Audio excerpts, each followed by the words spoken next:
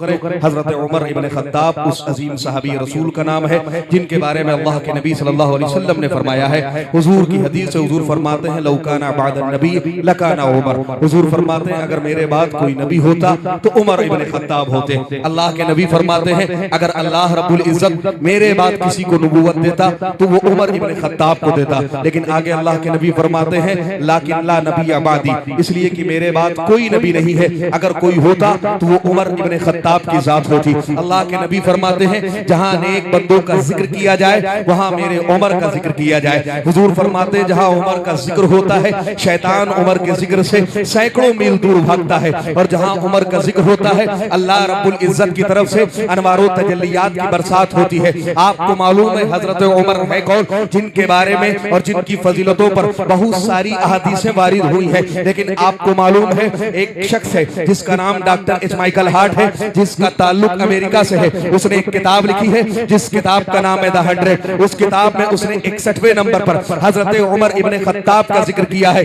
अमीरुल मोमिनीन हजरत उमर इब्न खत्ताब के जिक्र को करते हुए डॉक्टर एच माइकल हार्ट ने लिखा है, उसने कहा है उमर इस्लाम का ऐसा खलीफा हुआ है अगर उमर 10 साल और दुनिया में रह जाता तो डॉक्टर एच माइकल हार्ट लिखता है लोगों दुनिया में सिर्फ एक मजहब होता और उस मजहब का नाम मजहब इस्लाम होता। उसने कहा उमर ऐसा खलीफा गुजरा है इस्लाम का, उमर ऐसा एम्पायर गुजरा है इस्लाम का कि अगर उमर 10 साल और दुनिया में रह जाता तो पूरी दुनिया में एक मजहब होता और उस मजहब का नाम मजहब इस्लाम होता।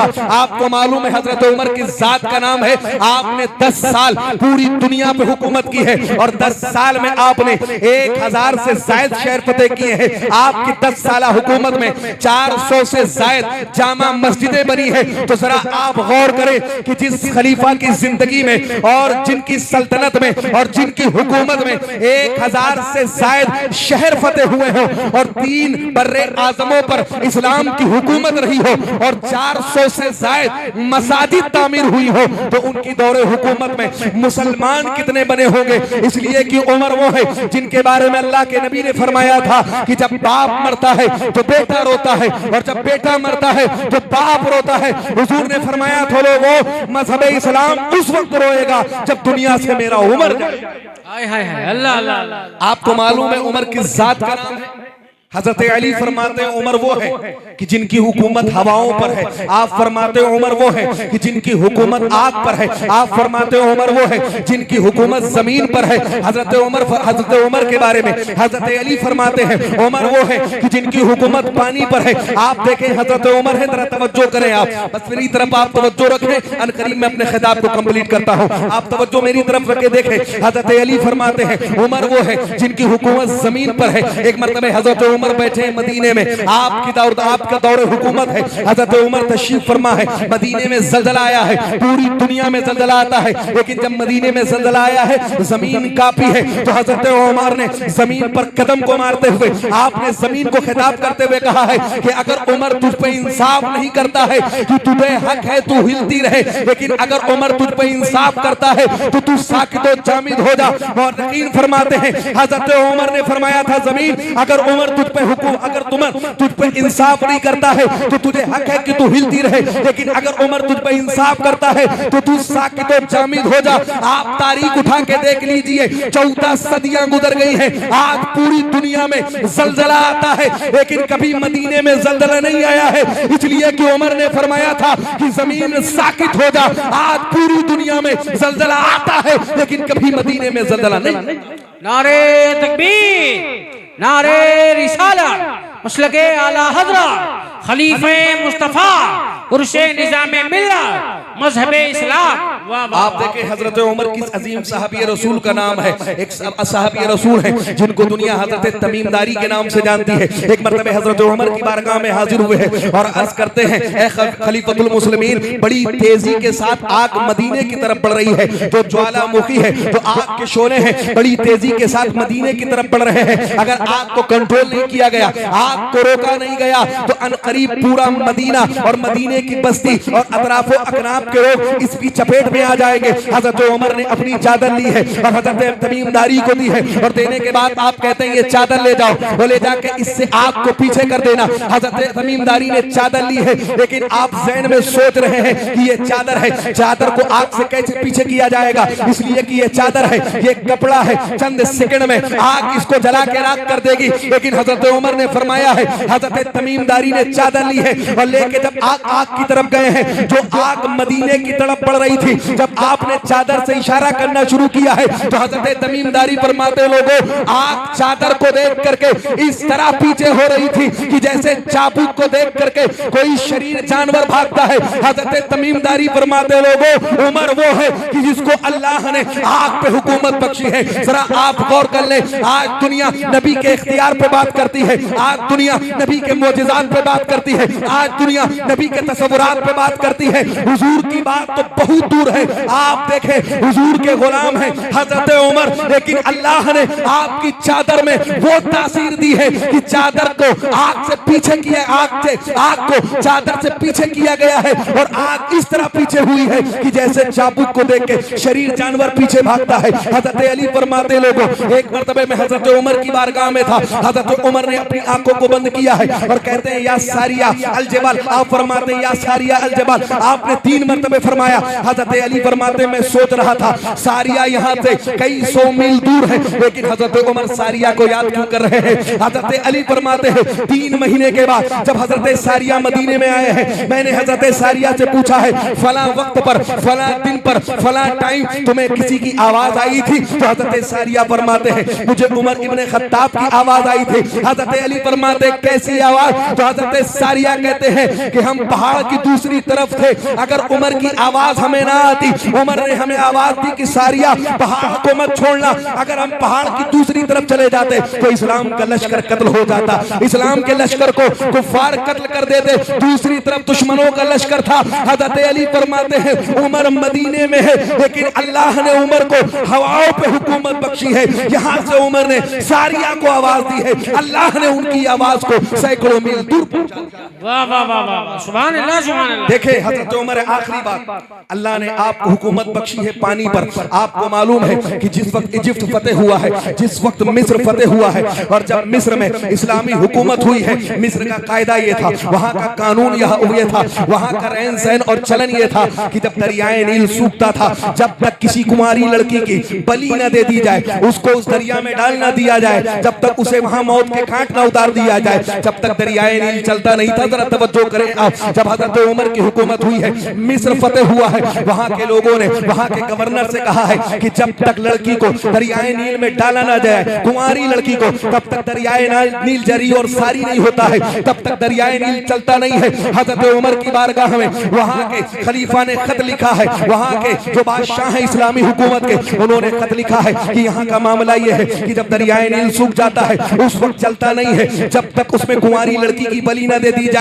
हजरत उमर की बारगाह में जब खत पहुंचा है, आपने खत लिया है और खत को पढ़ने के बाद आपने दूसरा खत तहरीर किया है, आपने लिखा है बिस्मिल्लाहिर्रहमानिर्रहीम और नीचे आप लिखते हैं उमर इब्ने खत्ताब का खत दरियाए नील के नाम। आप लिखते हैं दरियाए नील अगर तू अल्लाह के हुक्म से बहता है तो जारी हो जा, अगर तू अल्लाह के हुक्म से नहीं बहता है तो तुझे कोई जरूरत नहीं है। सहाबा फरमाते हैं हजरत उमर ने खत लिखा है, नीचे ये पैगाम लिखा है कि इसको दरियाए नील में ले जाके डाल देना। जब खत को ले जाया गया है, दरियाए नील में डाला गया है, दरियाए नील चला है और इस तरह चला है कि आज 1450 सदियां बीत गई है, लेकिन दरियाए नील जारी और सारी है। जरा आप तवज्जो करें, इंसान को खत लिखता है, आम इंसान एक आम इंसान को खत लिखता है, लेकिन अगर कोई दरियाओं को खत लिखते तो वो साथ है उमर इब्ने खत्ताब की। मेरा इमाम कहता है ये शान है खिदमतगारों की, सरकार का आलम क्या होगा। इसीलिए मैं आपसे मुल्तमिस हूँ, आपसे गुजारिश करता हूँ कि उमर इब्ने खत्ताब की जिंदगी को आप पढ़ें। बस आखिरी बात पेश करके मैं रुखसत होता हूँ, यही उमर इब्ने खत्ताब है। आप देखें ये तो हुजूर को कत्ल करने के लिए आए थे, चले थे अल्लाह के नबी को कत्ल करने। आपको मालूम है हजरत उमर है कौन, जिन पर जब भी मेरे नबी की नजर पड़ती थी आप अल्लाह की बारगाह में ये दुआ करते थे, ऐ अल्लाह रब्बुल इज्जत उमर इब्ने खत्ताब को ईमान की दौलत नसीब फरमा दे। आपको मालूम है हजरत उमर पहुंचे खाने काबा के सामने, अबू जहल बैठा है खाने काबा के सामने, उतबा और शैबा बैठा है खाने काबा के सामने, अबू लहब बैठा है खाने काबा के सामने। जब हजरत उमर पहुंचे हैं, अबू जहल ने हजरत उमर से कहा, उमर तुम्हें मालूम है कि इस्लाम बड़ी तेजी के साथ बढ़ रहा है, तुम्हें मालूम है कि इस्लाम पूरे मक्के में फैल चुका है, अनकरीब अगर इस्लाम को रोका न गया तो यही इस्लाम पूरी दुनिया में फैल जाएगा। हजरत उमर ने फरमाया किया क्या जाए? तो अबू जहल ने कहा, उमर अगर इस्लाम को रोकना है तो माशअल्लाह तुम्हें बानी इस्लाम को कत्ल करना होगा। हजरत उमर ने कहा करेगा कौन? तो अबू जहल ने कहा, उमर पूरे अरब में तुमसे ज्यादा ताकतवर कोई नहीं है, तुमसे ज्यादा इस वक्त कुफार और मुशरिकीन में शान और शौकत वाला कोई नहीं है, अगर तुम चाहो तो मोहम्मद अरबी को माशअल्लाह कत्ल कर सकते हो। और यकीन फरमाते हैं हजरत उमर निकले हैं, हाथ में आपने तलवार ली है, और अरब का ये दस्तूर था। आज भी अरब की गर्मी आप देख ले, वहां का दर्जा हरारत पूरी दुनिया में आप देख ले टॉप पर रहता है। आज भी वहां शिद्दत की गर्मी होती है। उस दौर में जब एयर कंडीशन चीजों का इंतजाम नहीं था, एयर कंडीशन सवारियों का इंतजाम नहीं था, जब लोग वहां चला करते थे तो दीवार के साए में चला करते थे, छांव में चला करते थे। लेकिन हजरत उमर जब निकले हैं आज, तो आप पर इतना गुस्सा, आपको इतना गुस्सा है, आपको इतना जलाल है कि आप सड़क के बीचों बीच चल रहे हैं, हाथ में तलवार है। रास्ते में एक साहबी रसूल से मुलाकात हुई है, और रहीन फरमाते हैं ये अभी तक ईमान नहीं लाए थे, लेकिन ये ईमान लाए थे, लेकिन आपका ईमान अभी किसी पर जारी, किसी पर आपका ईमान आया नहीं हुआ था, किसी को मालूम नहीं था कि ये ईमान ला चुके हैं। उस साहबी रसूल से जब हजरत उमर की मुलाकात हुई है, उन्होंने हजरत उमर को रोका है, और रोकने के बाद पूछा है उमर कहाँ का इरादा है? तो हजरत उमर कहते हैं कि माज़अल्लाह मैं बानी इस्लाम को कत्ल करने जा रहा हूँ। तो वो साहबी रसूल कहते हैं उमर तुम बानी इस्लाम से बाद में निपटना, पहले अपने घर की खबर ले लो। जिस इस्लाम को मिटाने के लिए तुम निकले हो वो इस्लाम तुम्हारे घर में दाखिल हो चुका है। हजरत उमर अब पलटे हैं, आपका गुस्सा तो अल्लाह के नबी की जात पर था, अब अपने बहन और बहनोई की तरफ फिरा है। आप गए अपनी बहन के घर, और जाकर के आपने घर के बाहर दस्तक दी है। जब आपके बहनोई ने दरवाजा खोला है, हजरत उमर ने मारना शुरू किया है, और मुर्रखीन फरमाते हैं इतना मारा है कि अपने बहनोई को लहूलुहान कर दिया है। अनकरीब आपके बहनोई का इंतकाल हो जाता, लेकिन हजरत उमर रुकने का नाम नहीं ले रहे हैं। आपकी बहन ने हजरत उमर का हाथ पकड़ा है, और पकड़ने के बाद कहती है उमर क्या मुझे बेवा करेगा, क्या अपने बहनोई को जान से मारेगा? हजरत उमर फरमाते हैं, हजरत उमर कहते हैं कि जब तक तुम इस्लाम को नहीं छोड़ोगे, जब तक तुम मोहम्मद अरबी पे लाया हुआ ईमान वापस नहीं करोगे, लौटाओगे नहीं, जब तक तुम इस्लाम से फिरोगे नहीं, तब तक उमर रुकने वाला नहीं है। आपका जो गुस्सा अपने बहनोई पर था, अब फिरा है अपनी बहन पर। आपने अपनी बहन को मारना शुरू किया है, और रहीन फरमाते इतना मारा है कि आपकी बहन के चेहरे से खून निकलने लगा है। देखे आप इस्लाम की तारीख को हजरत उमर मार रहे हैं, और यही कह रहे हैं तू अपनी जबान से कह दे कि तू इस्लाम को छोड़ती है। तो आपकी बहन ने कहा तो उमर शायद ये तुम भूल रहे हो कि जिस खत्ताब के तुम बेटे हो, मैं भी उसी खत्ताब की बेटी हूँ। अगर तुम्हारी रगों में खत्ताब का खून है तो मेरी रगों में भी खत्ताब का खून है। अगर तुम उमर इब्ने खत्ताब हो तो मैं फातिमा बिन्ते खत्ताब हूँ। ऐ उमर तुम मेरी जान तो ले सकते हो, लेकिन मोहम्मद पे लाया हुआ ईमान नहीं ले सकते हो। कोई आपकी बहन ने कहा था उमर जो जान मांगोगे तो जान देंगे, जो माल मांगोगे तो माल देंगे, मगर उमर ये हमसे ना हो सकेगा कि नबी का जाहो जलाल देंगे। हजरत उमर ने जब अपनी बहन के ये इस्तिकामत को देखा है, इस साबित कदमी को देखा है, तो आपने अपनी बहन से पूछा है तू वही है जिसकी कभी जबान उमर के सामने चलती नहीं थी, जो कभी उमर के सामने निगाहें उठा के बात नहीं करती थी, आज तुझे क्या हो गया है? तो आपकी बहन ने कहा उमर जब से मैं ईमान लाई हूँ सिवाय अल्लाह के अब कायनात में मेरे दिल में किसी और का डर नहीं है। हजरत उमर फरमाते हैं आखिर इस्लाम में ऐसी चाशनी क्या है, आखिर तुम किस चीज की तिलावत कर रही थी? तो आपकी बहन ने कहा उमर हम कुरान की तिलावत कर रहे थे। हजरत उमर ने कहा कुरान को मेरे सामने लाया जाए। आपकी बहन ने कहा उमर कुरान को नापाक इंसान नहीं छू सकता है। हजरत उमर ने गुस्ल किया है, और जब कुरान पर आपकी नजर पड़ी है, लफ्ज़े ताहा पर आपकी नजर पड़ी है, आपके दिल की कैफियत बदली है, आपके दिल की हालत बदली है। आपने कहा है मुझे मोहम्मद अरबी की बारगाह में लेके चलो। जब आपको हुजूर की बारगाह में ले जाया गया है, सहाबा को पता चला है कि उमर इब्ने खत्ताब आ रहे हैं। सहाबा ने कहा है अगर उनका इरादा सही है तब तो ठीक है, वरना उन्हीं की तलवार से उनको कत्ल कर दिया जाएगा। हजरत उमर जब हुजूर की बारगाह में पहुंचे हैं, हुजूर के सामने बैठे हैं दो जानू होके, अल्लाह के नबी ने हजरत उमर इब्ने खत्ताब के सीने पे हाथ रखते हुए फरमाया उमर कहो अल्लाह एक है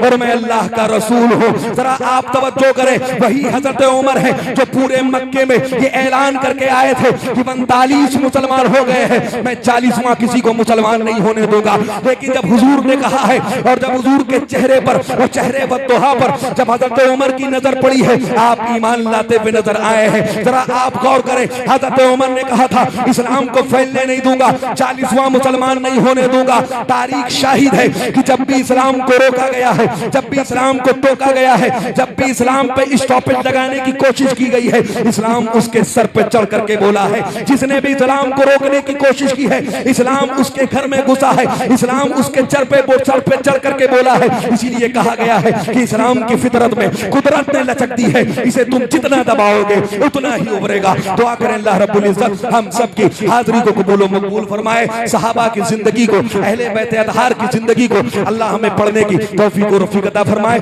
व मा अलैना इल्लल बलाग। अस्सलामु अलैकुम।